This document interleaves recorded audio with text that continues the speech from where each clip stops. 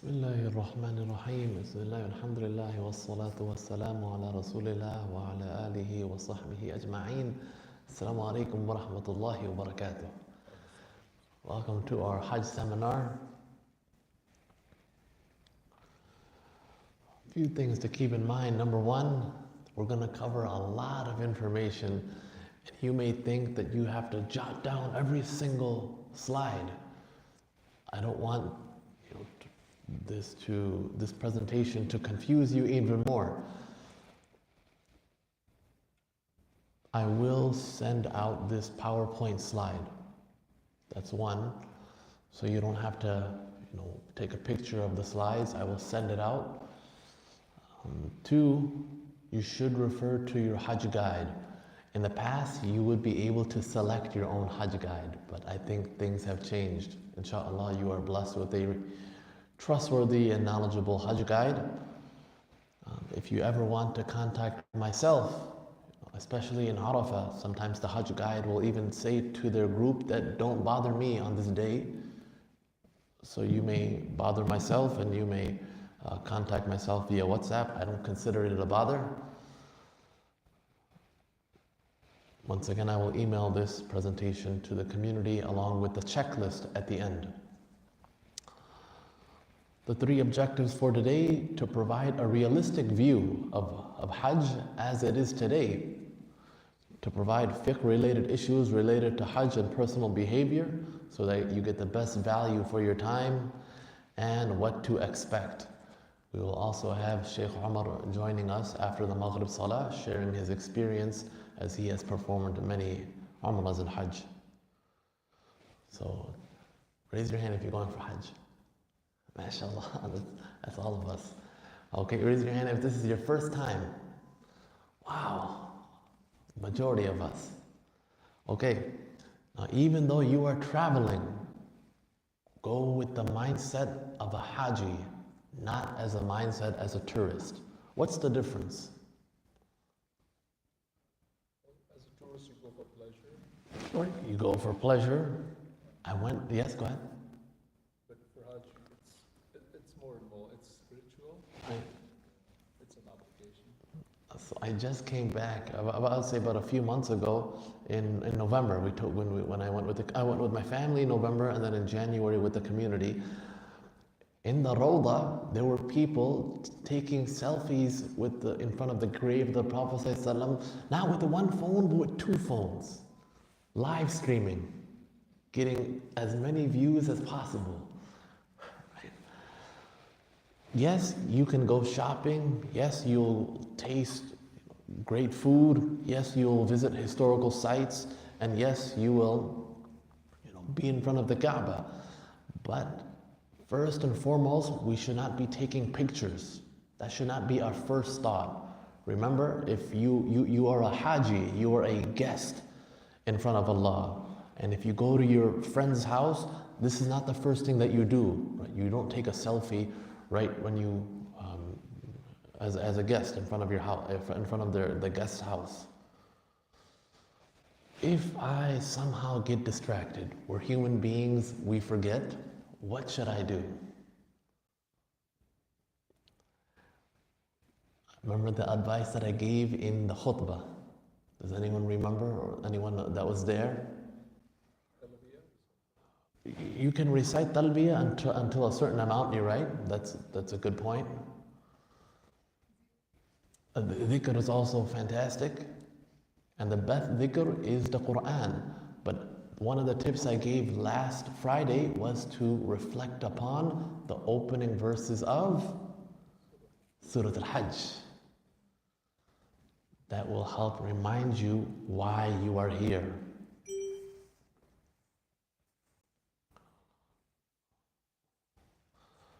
That will help remind you why you are here.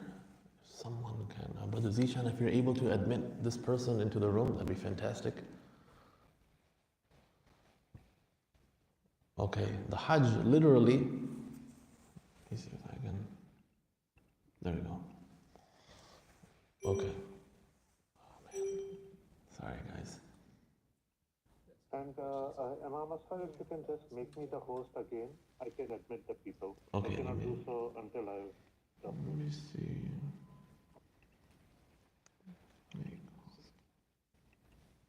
Got it.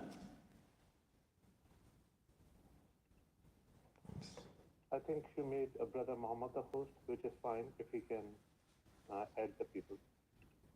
Let me see.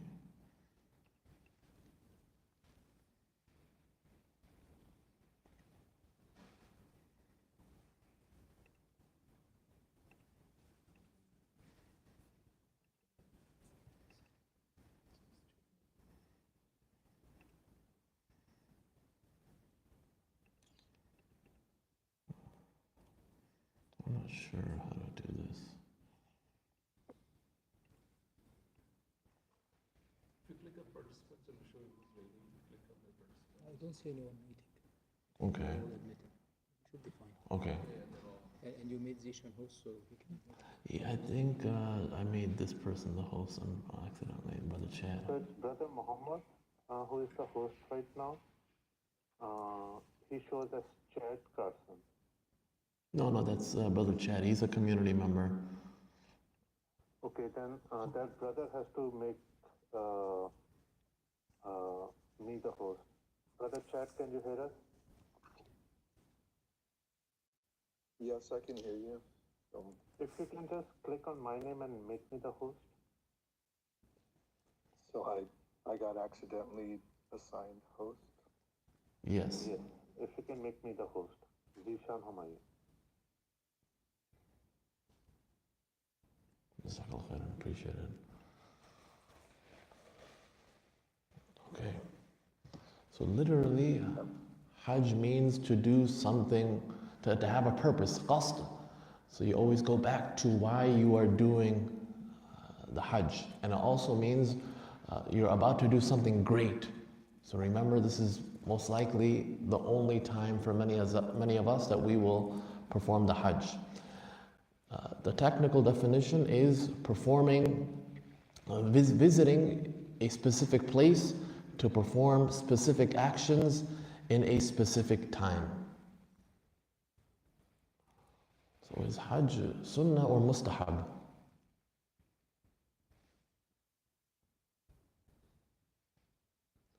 It is fard. Right, that was a trick question. Walillahi, it is a duty we owe to Allah as long as that individual fulfills five. There are 5 conditions, and what are those 5 conditions? You can just shout it out. The people on Zoom can just write it on the chat. You have to be Muslim. One more time. Right, the financial capability. Right, sanity. There's 2 more. The physical capability, right? And which one did we miss? Physical maturity, sanity, financial means, and sound health. Or being a Muslim, right? Now for the sisters, they also need a mahram. Okay? Woman must have a mahram, her husband or a relative who is not marriageable to her. Now, in regards to Hajj, if there is a necessity, and some of the scholars, I believe that the Imam al-Shafi'i and Imam Malik, they gave the disposition that if they have no mahram with them and she wants to perform the Hajj, they may do so as long as they are in a group of trustworthy and pious women and the journey is safe, given the importance and significance of the ritual of Hajj. But Imam Abu Hanifa and Imam Ahmad bin Hanbal say no, it is not fard upon her unless she has a mahram. If everyone can just mute, that would be fantastic. Now the reason why it's there, we think that we're smarter than Allah. But even according to the FBI, it has increased sexual assaults on the airplane, on aircrafts, and even in Hajj. I took a screenshot. I was watching the National Geographic of 3 individuals who were being documented when they were going for Hajj. This is a sister who's trying to climb on the Ghar Hira, and another man is just helping her up. Now, in the past, you would have to have this letter signed by the husband to allow them to the sister to perform the Hajj. As the Prophet ﷺ encouraged us, once you have the financial means, you should go. Once you have the physical means, you should go, because you may get busy the next year, you may not have the sanity the next year, you may not have the money next year. So as soon as you are able to, you should go. If there's a death in the family, amongst your family members, one question that we should often ask the family members of the deceased: has this person performed the Hajj? Right? If they were liable, if they had the financial means and the physical means, someone from their family members should undertake this pilgrimage. But at the same time, we don't judge those individuals who are adults and they have not yet performed the Hajj. This person on the left-hand side is my uncle. He's the one that looks like he's giving me the evil stare. But he had a crazy story where he was saving for several years to perform the Hajj. And that year he was about to perform the Hajj, there were a few robbers that jumped into the house. It was in Pakistan, and stole all his money. And he wasn't able to perform the Hajj. So we just don't know other people's story. So don't judge those individuals who have not performed the Hajj.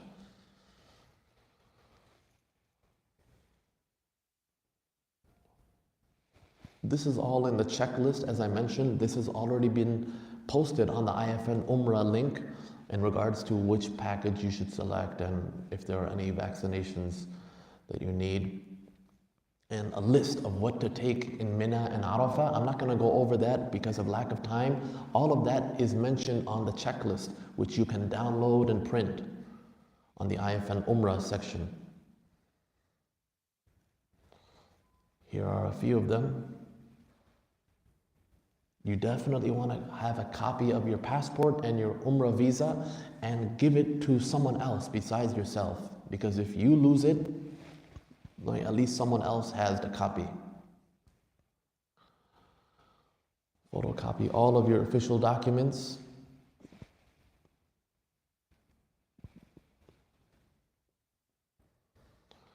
You want to relearn the basics of Islam, especially how to perform the ghusl and how to perform the janazah salah.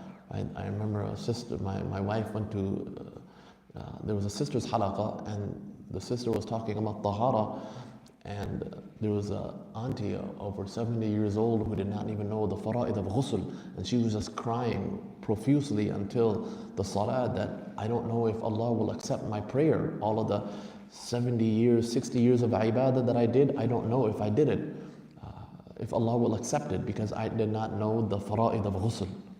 So make sure you know the fara'id of ghusl, make sure you know how to pray the janazah salah. Almost after every prayer, there will be a janazah salah. Especially the dua for children. You should know the dua for the janazah salah, the janazah dua for a child. It's different than an adult.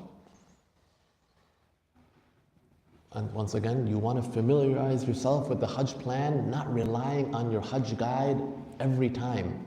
Right? He wants to enjoy his Hajj as well. Of course, he's there to help you, but I know many people who take individuals for Hajj, they have like 75 people, 100 people with them. They are not able to answer everyone's questions. So don't rely on the Hajj guide for every single step. After every night, you should do mutala'a, you should do revision of what the next day will look like, so you have an idea. You're not going into Hajj blind. Also, it would be nice to learn common Arabic vocabulary, as this eases during communication, when you're asking for a taxi, when you're trying to go somewhere. It just makes everything easy. Here are some questions that are mentioned on the checklist. It's good to ask these questions to your Hajj guide, once again, so you are able to familiarize yourself with the Hajj plan. This brother who went in 2015, he said, I didn't know that my hotel would be an hour away from the Haram. That's why you got to ask these questions.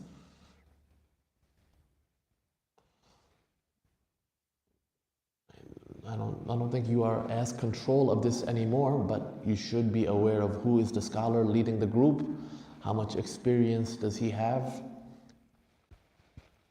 And there will be some difference of opinion in the Hajj, but stick to one scholar, preferably the Hajj guide that you trust, that who has knowledge of the fiqh of Hajj, and someone who has gone there.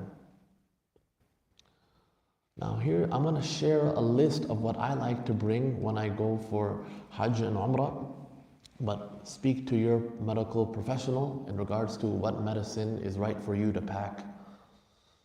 And once again, this is on the checklist that is on the website.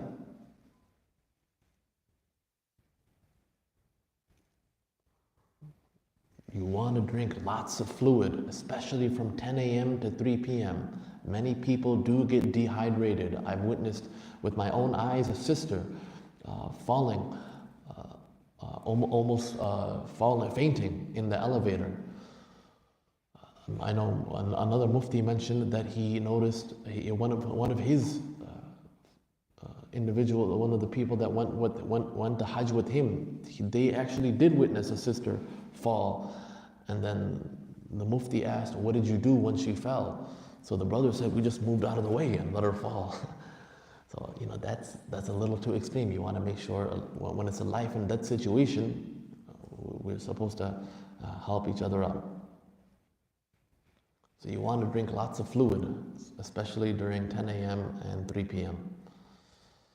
There are some people, because they don't want to use the toilets in Muzdalifah or Mina, they said, I'm not going to drink water. But later on, that has an effect. So I would recommend you bring water with you, so that if you have an emergency and the line is really long, you are able to relieve yourself and clean yourself. But do not dehydrate yourself. It will affect you later on. I like taking stainless water bottles, this type of backpack where I put my valuables in front of me instead of behind myself. Of course, this is a must for brothers. You're able to keep your passports or your phone, your valuable items in this ihram belt.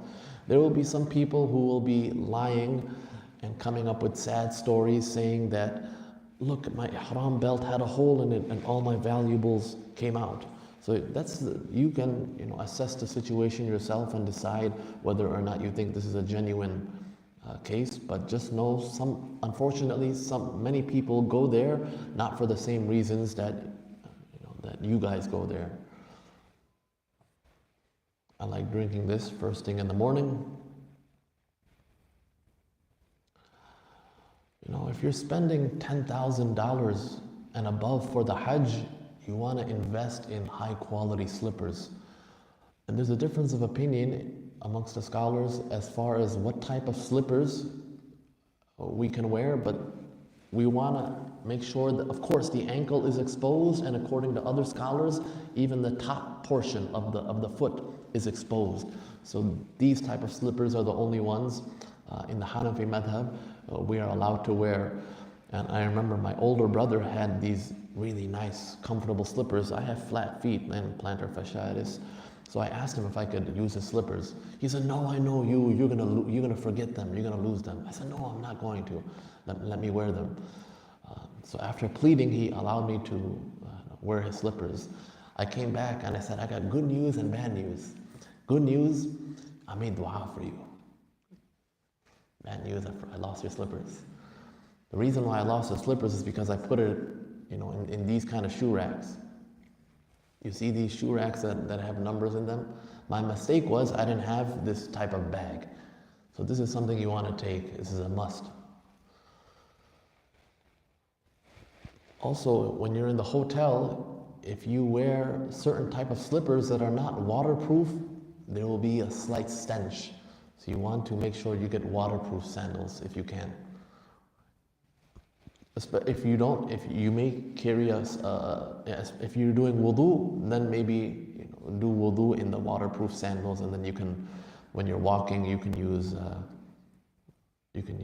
this kind of slipper. You may want to bring your own blade if you want to save yourself some money and time. Some hand sanitizers which have natural ingredients. You want to have a phone that has WhatsApp. Sisters do want to bring a pair of scissors. I like having these supplements because I personally need them when I go for Umrah. It's multivitamins.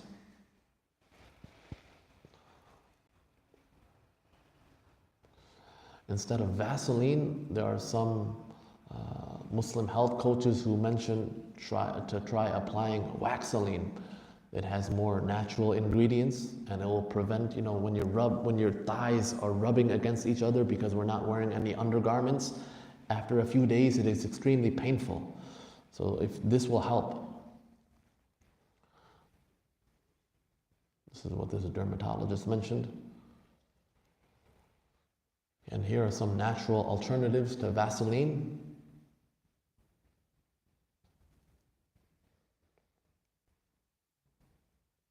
You don't want to just get the upper thighs, but you may want to get the armpits as well.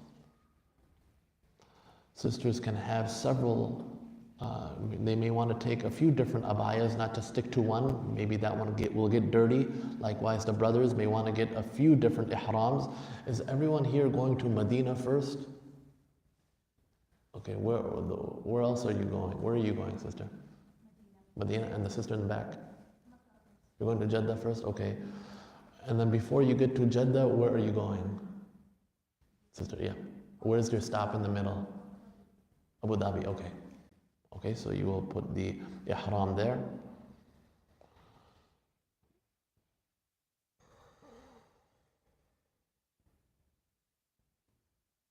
Okay, here are some more things just to help with your some vitamins. I always get sore muscles, so this helps for me. Airplane socks. You may want to, after every hour or hour and a half, you may want to get up and just walk around on the airplane. I love praying the salah. That helps me, helps my legs circulate as well in the airplane.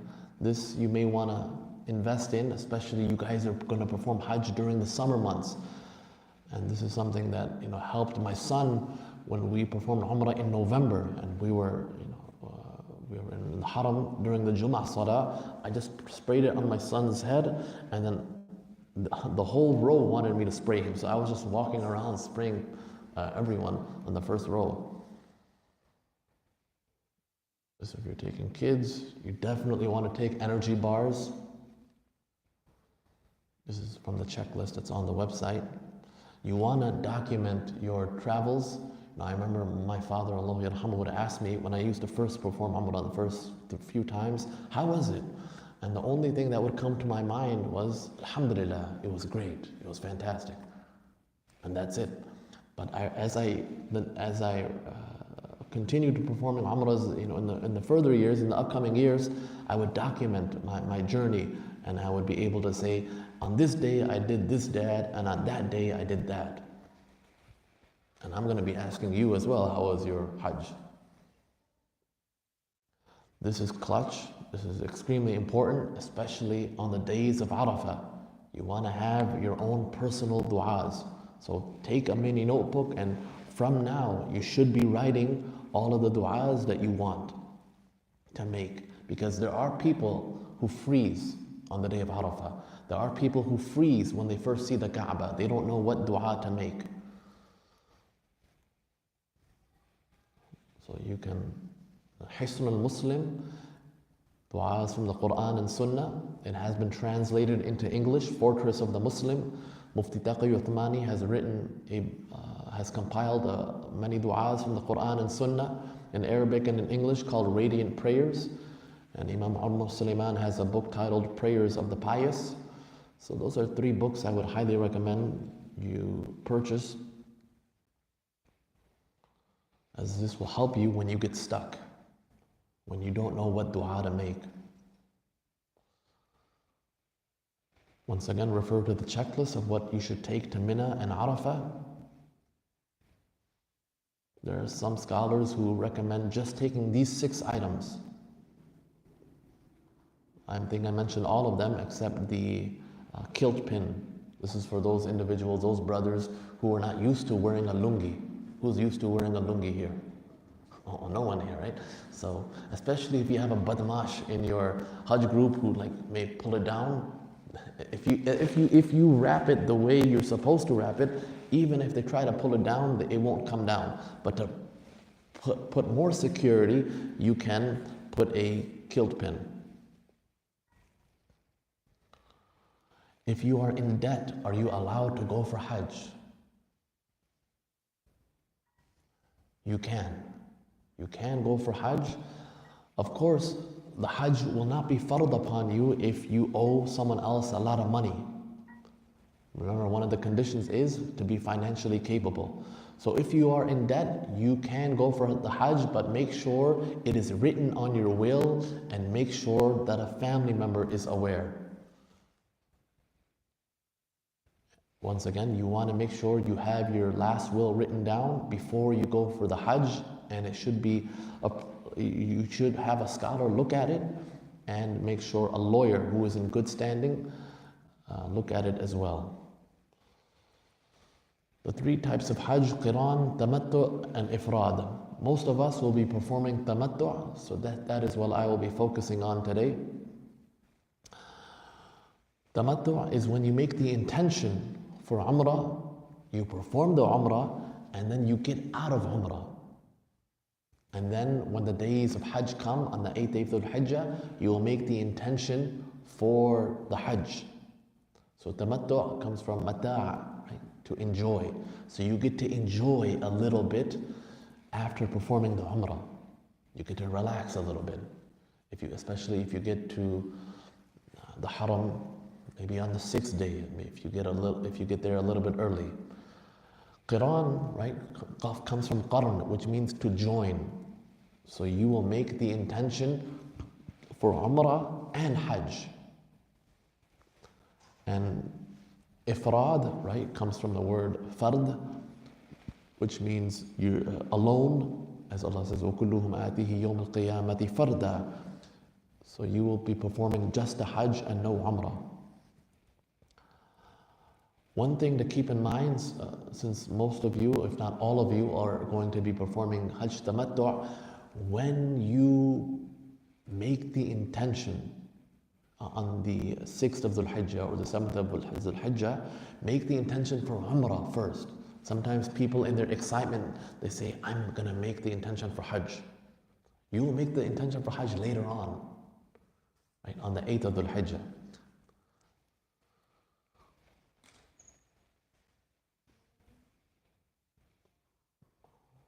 Okay.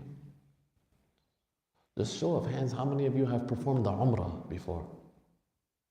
Okay. Half of you. So animal sacrifice is mandatory for those who are performing Hajj Tamattu'. And Sa'i of Hajj must be performed with Tawaful Ifada, as we will go into detail once we get to the 8th and 9th and 10th of Dhul Hijjah. Does anyone know how many times the Prophet ﷺ performed the Hajj? Only 1 time. Right?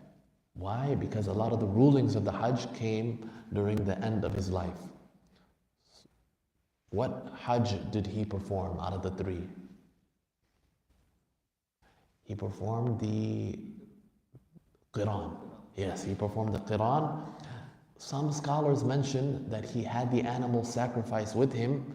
the sacrificial animal with him, and he said, if I didn't have this, I would have performed the tamattu', and that's why some of the scholars mention the Hajj that we should perform is tamattu'. Once again, if you're going directly to Jeddah, you will need to be in the state of ihram. The pilot will let you know once you are crossing the miqat. But ideally, I would recommend, the stop before you come, wherever you're stopping before Jeddah, I would recommend you put on the ihram there. Sometimes people go to sleep. Sometimes the pilot may forget to make the announcement. So personally, I would recommend you are in the state of ihram before you even cross the miqat. Sometimes people remember the steps of Hajj in different ways, so I'll try to explain it with words and with visuals. You'll perform for Hajj tamattu', right? You'll come on the 6th day or 7th day, and you'll perform the Umrah. After you perform the Umrah, you may not want to shave your head completely, and you want to leave that for the Hajj. So you will trim your hair, brothers. And then, on the 8th of Dhul Hijjah, you will make the intention to perform the Hajj. And then you will go to Mina. And then you will go to Arafah. And you'll skip Muzdalifah. You'll go all the way to Arafah on the 9th of Dhul Hijjah. Then on the 10th of Dhul Hijjah, you will go to Muzdalifah. And then from Muzdalifah, you will go to Mina. And you will stone the Jamarat on the 10th, 11th, and 12th. This is a concise version of the Hajj. Here's another visual which may help. So, this is a little bit more detail. On the first day of Dhul Hijjah, after Fajr, you will leave from Mecca to Mina. This is after performing the Umrah. You will perform Dhuhr and Asr combined, and Maghrib and Isha will also be combined. And you will stay overnight in Mina on the 8th day of Dhul Hijjah. You won't have much space. In Mina, you won't have much space in Muzdalifah. And you won't even have much space in Arafah, depending on what kind of package you have. The person that you're sleeping right next to, it's as if you haven't slept someone.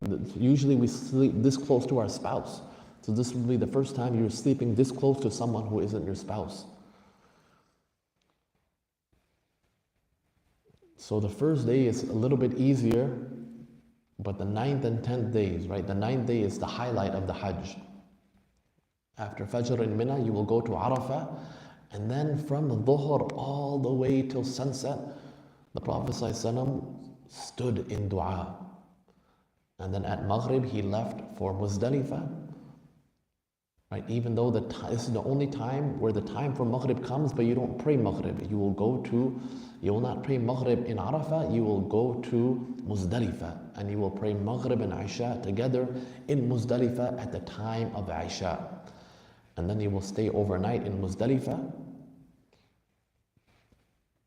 If you get to Arafah in advance, right, before Dhuhr, then rest, relax, because the next 2 days, right, the 9th and 10th day are extremely busy. Then on the 10th day of Dhul Hijjah, there are some people who leave before Fajr prayer.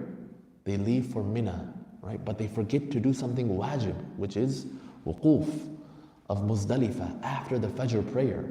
There is dispensation for the sisters, for the elderly, but for those of us who are healthy, we need to make sure our Hajj groups, we do the wuquf of Muzdalifah after the Fajr prayer. And then we'll proceed to Mina. You'll stone just the big Jamrah. And then you'll have the animal sacrifice. Your Hajj guide will tell you when that is done. Make sure you do not sacrifice, make sure you do not shave your head before the animal sacrifice has been done. Otherwise, you will have to pay a penalty. And the checklist on the IFN website, it shows us what type of dam you will have to pay if that happens. Then you'll go to Mecca and you will stay overnight in Mina if you can. And then on the 4th of Dhul Hijjah, you can, anytime after the Zawal time, right, once the Dhuhr time comes in, you will stone all 3 Jamarat with 7 pebbles each. If you are not able to perform Tawaf al-Ziyarah, you will do that on the 11th. Ideally, you will do that on the 10th, but if it's too crowded, if you are not able to for whatever reason, you will do it on the 11th. And then once again on the 5th of Dhul Hijjah, you will stone the Jamarat, all 3 Jamarat, 7 pebbles each, and you will depart for Mecca, or you will stay for the 13th day. This is a picture of how close it is in Mina.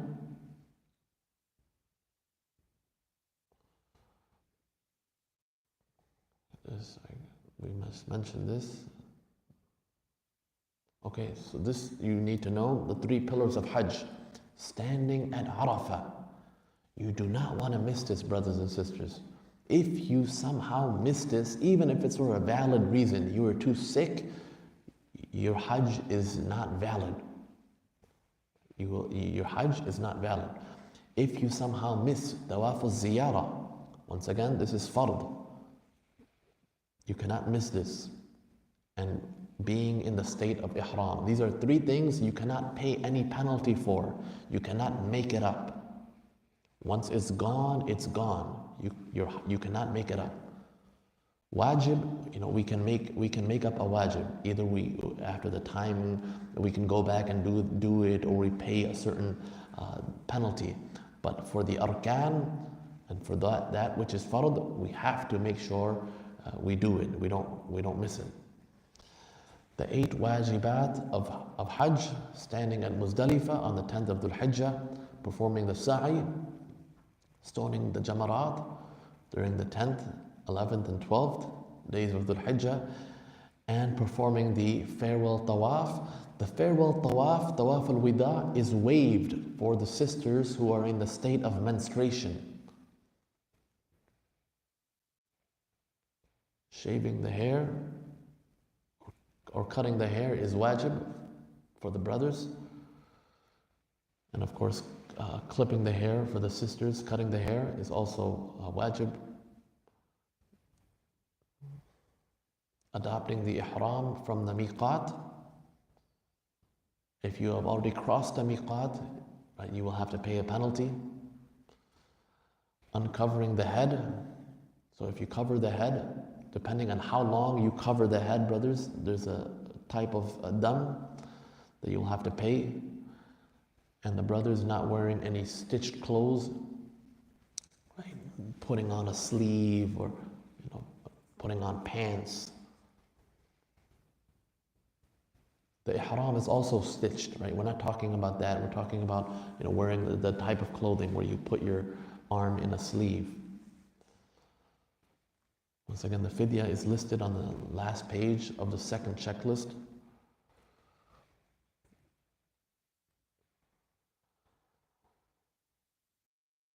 So you don't have to stay till the 13th. But if the sun sets on the 12th and you are still in Mina, then you must spend the night before the 13th there, and then once again, you will stone the 3 Jamarat. The 2 fara'id of Umrah. This is something all of us should know without any Hajj guide. So I'll hear for your answers. What are the 2 fara'id of Umrah?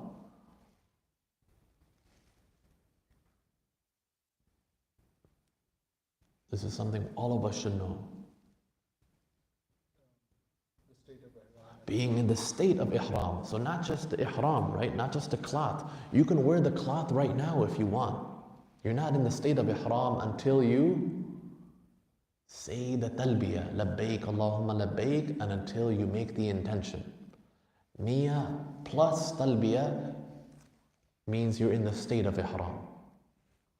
Okay, so that's the first fard. And the second fard of Umrah is tawaf. Tawaf. Okay, the wajibat of Umrah are also 2, and they are, you can just shout it out. sa'i, and clipping the hair. You're right. Okay. Those are the two wajibat. Once again, when you complete your umrah and you're performing Hajj tamattu', you may trim your hair while exiting ihram for umrah and leave the shaving the head portion for Hajj.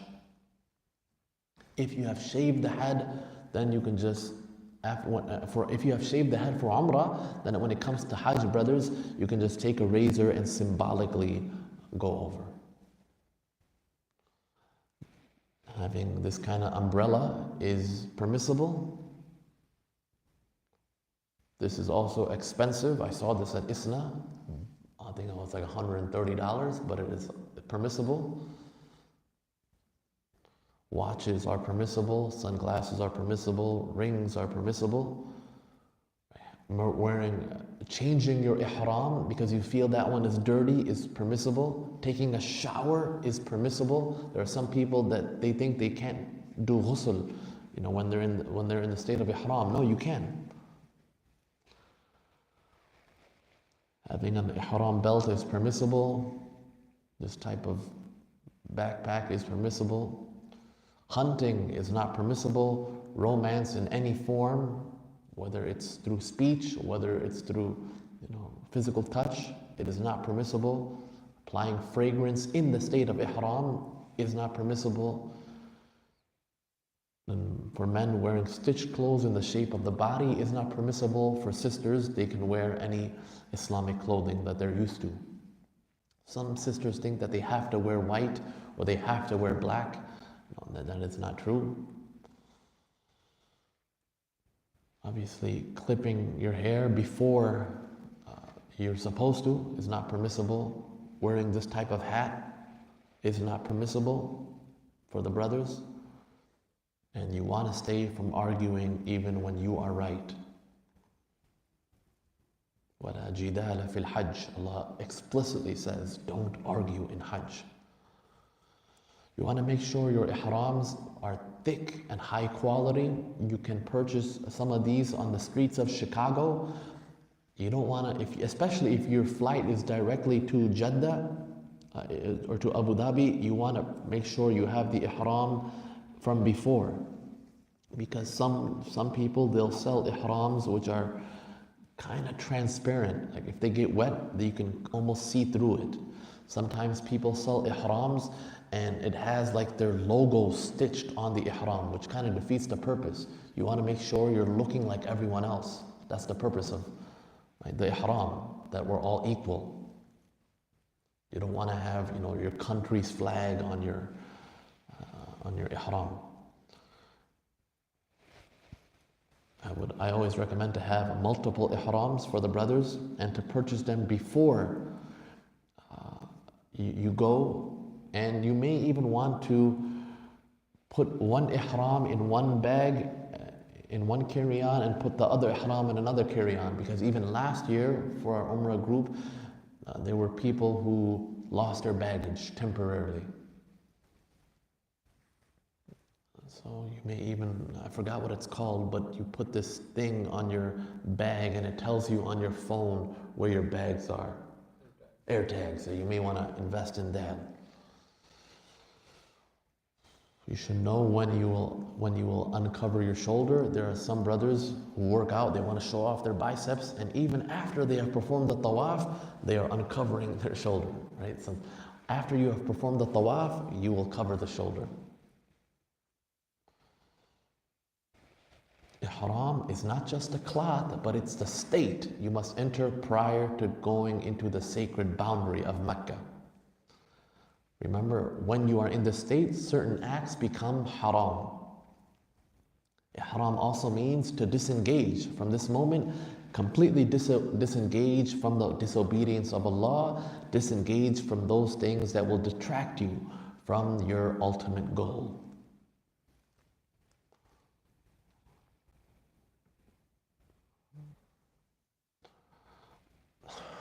I don't want to mention this, but there are some people, even though they have a big gut, in the tents of Mina, they'll be walking around just with the bottom part. Like, what are you doing? Right? No one wants to see that. So avoid walking around with just the bottom part of your ihram. As I mentioned, there are some people who will leave their right shoulder uncovered the entire time. Keep your ihram clean. Don't use it as a Kleenex or a napkin. And we have to be extra careful on how we sit. Right? Very common for the men, especially when they're in Arafah, especially when they're in Mina, they are exposing their private parts. So these are positions you don't want to sit when you are in the state of ihram.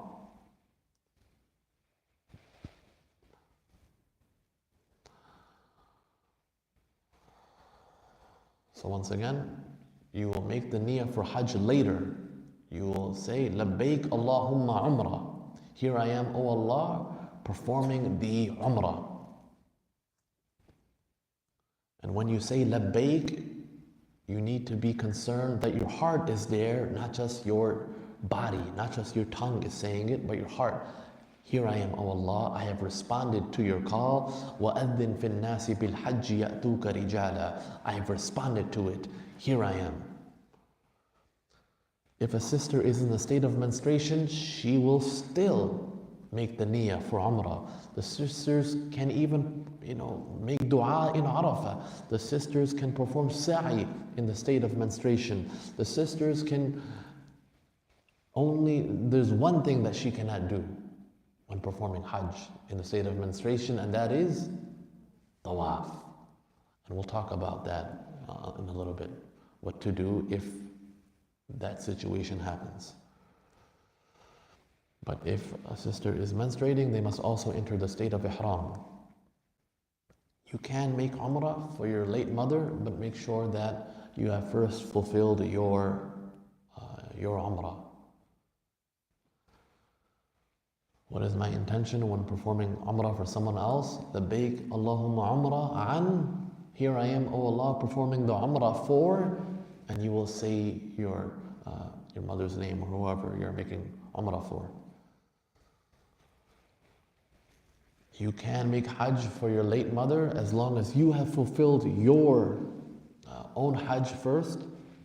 And if your mother has not performed the Hajj, you can perform Hajj on her behalf. Spiritually, the miqat is there to prepare yourself that it's about to get serious. Then you will reach the haram, which is an even more sacred area. Then you will enter the Kaaba, which is even more sacred. But miqat is the first step indicating that it's about to happen, it's about to get serious. You want to clip your nails? Remember, for a few days you will not be allowed to clip your nails. So you want to make sure you clip your nails before you are in the state of ihram. You can apply fragrance before you are in the state of ihram. You can do ghusl before you're in the state of ihram, and even when you are in the state of ihram. You can use scented soap before you're in the state of ihram, but once you are in the state of ihram, you will use unscented soap.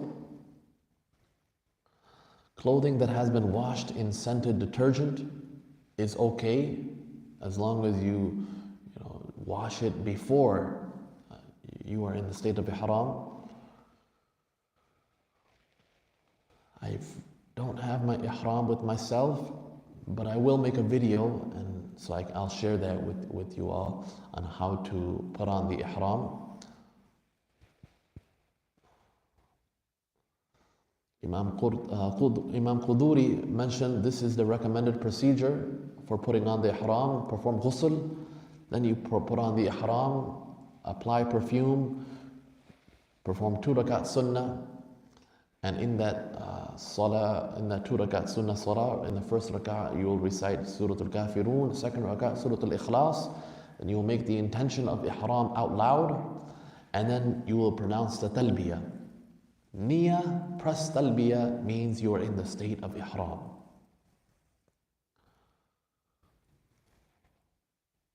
And for Umrah, you will continue reciting the talbiyah until you see the Kaaba. For Hajj, you will continue reciting the talbiyah until you pelt the largest, that's a typo, not Kamran, but largest jamrah.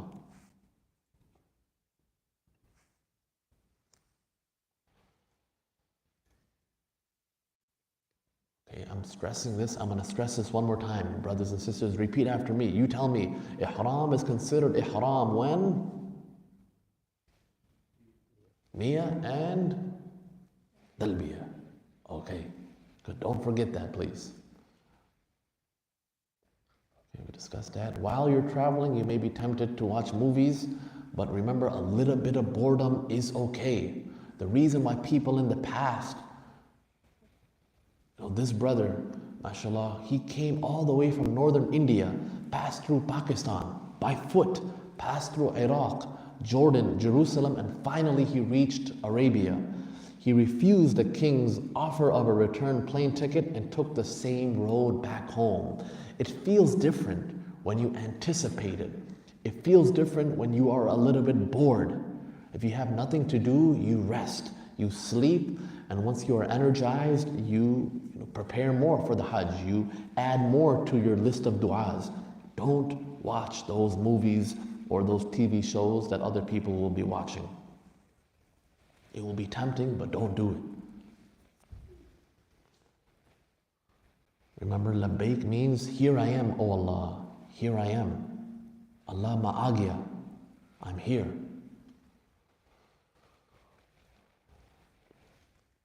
When you perform the tawaf, you will make the intention, oh Allah, here I am performing the tawaf. Make it easy for me and accept it from me. Do you need to be in wudu when you perform the tawaf? Yes. So if you break your wudu, you're in the third, you have completed 3 units, 3 rounds, go make wudu, and then you can complete the remaining rounds. But you do need to be in wudu. There's different types of tawaf, and we'll talk about them. You want to locate the starting point by the Hajar al-Aswad. If you can't see that, there will be a green light on the top, and there will be people raising their hands and saying, Bismillahi Allahu Akbar.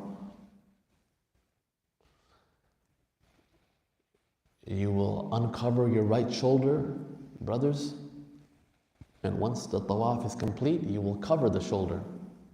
And the brothers will engage in ramal, where they will exaggerate, lifting their knees and trying to make themselves appear strong in the first 3 rounds.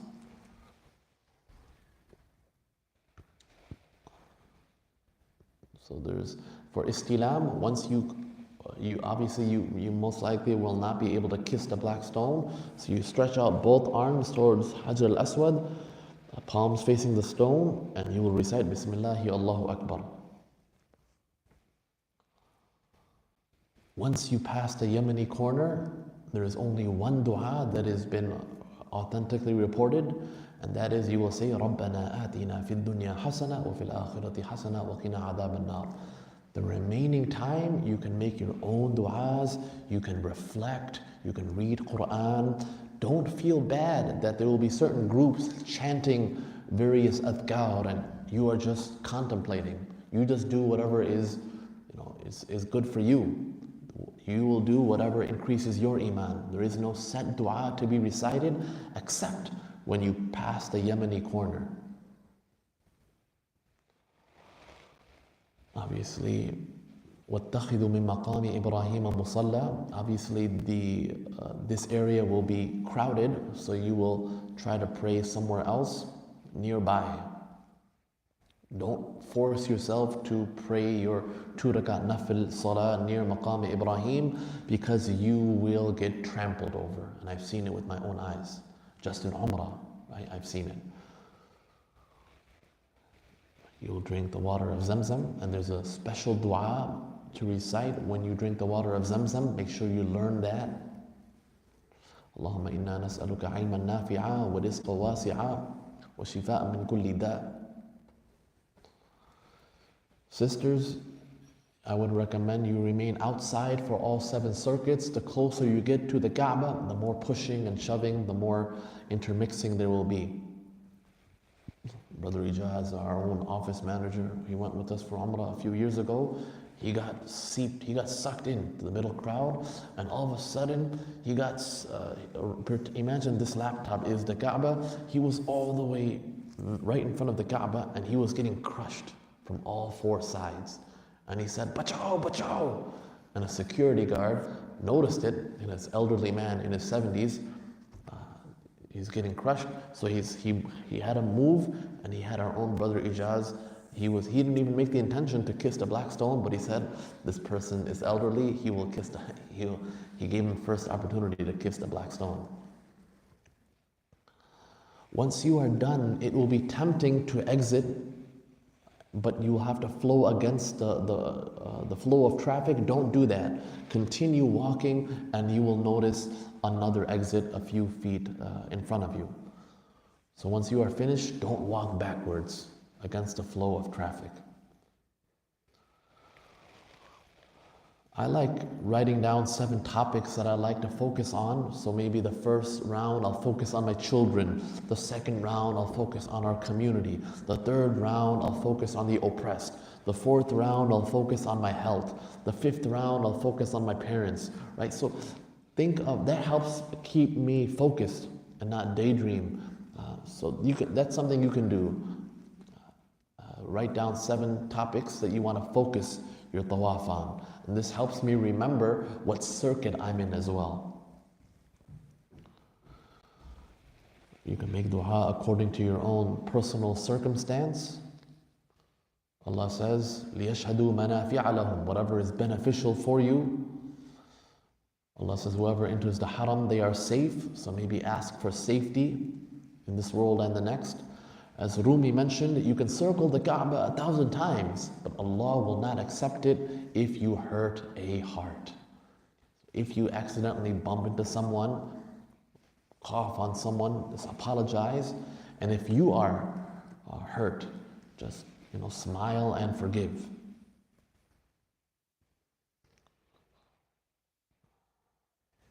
I forgot which scholar mentioned this, but he said, how many bodies make tawaf without hearts, and how many hearts make tawaf without bodies? How many of us want to perform the tawaf, but we are not able to for whatever reason? And how many people are making the tawaf, but their minds are somewhere else, their hearts are somewhere else, they're FaceTiming someone. If the time for salah comes, that's actually good news, because you get to pray really close to the Kaaba. This is a trick that many people do, but you have to be careful. You have to know when the line starts forming. Right? It just forms randomly. There's no set time. When the adhan is about to be called, the brothers, the sisters, they will ask them to go to the sisters' area, and for the brothers, randomly, they will start forming lines. So join the prayer at that time. You should not continue doing the tawaf. If wudu breaks, we already mentioned this. If you have doubt about the number of circuits completed, go with the least number. If you have doubts after you finish tawaf, you ignore them. And when you are in the state of ihram, brothers and sisters, be careful of touching the cloth of the Kaaba, because it could be perfumed. Right? It's often perfumed. So I know many of us want to touch the Kaaba, but don't do that when you are in the state of ihram. You may want to do that in tawaf al-wida, or your extra nafil tawafs, not during the tawaf of Umrah or the tawaf of ziyarah. I'm sorry, the tawaf of Umrah. True or false? You should perform sa'i right after you perform the tawaf. What should you do? You could, but it's not for, you can also take a break and then go to sa'i. You can take a break, and you're supposed to, what's one sunnah that you're supposed to do? Right. وَاتَّخِذُوا مِن مَقَامِ إِبْرَاهِيمَ مُصَلَّى, right? To pray 2 rakat near Maqam Ibrahim, and to drink Zamzam. Sa'i. Literally, and we'll end with this, sa'i means to make an effort, to run. We are honoring our mother Hajar. And she ran because she was alone, right? The sisters will not run out of modesty, only the brothers will run to emulate our mother Hajar. There are nafil tawafs, that's the best thing that you can do and make up your missed salahs, but there is no such thing as nafil sa'i. Wudu is not required, so if you break your wudu, you don't need to. It's best if you do have wudu, but you don't have to. If you want to go to the second floor, it will be less crowded. You will say, أَبْدَأُ بِمَا بَدَأَ اللَّهُ بِهِ إِنَّ الصَّفَا وَالْمَرْوَةَ مِنْ شَعَائِرِ اللَّهِ until the end. So you will start with Safa. You'll make the intention, and the intention can be in any language. Oh Allah, here I am, intending to perform the sa'i, make it easy for me, and accept it from me. You can make du'as from the booklets, you can make du'a from your heart, you can just contemplate. You will quicken the pace at the green lights. Okay, so you will start at Safa, and then you go to Marwa, and then when you come back to Safa, how many rounds is that? Is that 1 or 2? That is 2. That's 2, right? So some people, they think that's 1, and they say, wow, sa'i is so hard. It's because you did 14. There was one brother, he thought 7 rounds of tawaf was 1. So he did 49 rounds. He went after Fajr and he came back in Asr.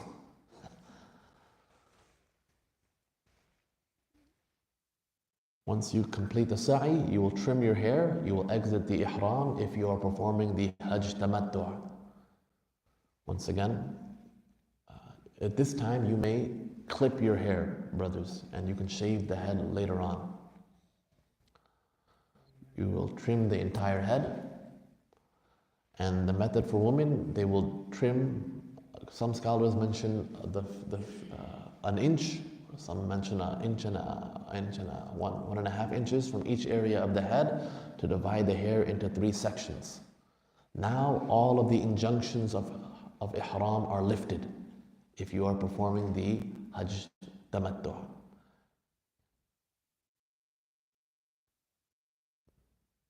We will stop there. I think it's a good place to stop. And inshallah, after the Maghrib Salah, we will resume. Subhanallah bihamdi, subhanallah hamdik, nashhadu an la ilaha illa anta, wa nastaghfiruka wa natubu ilayk.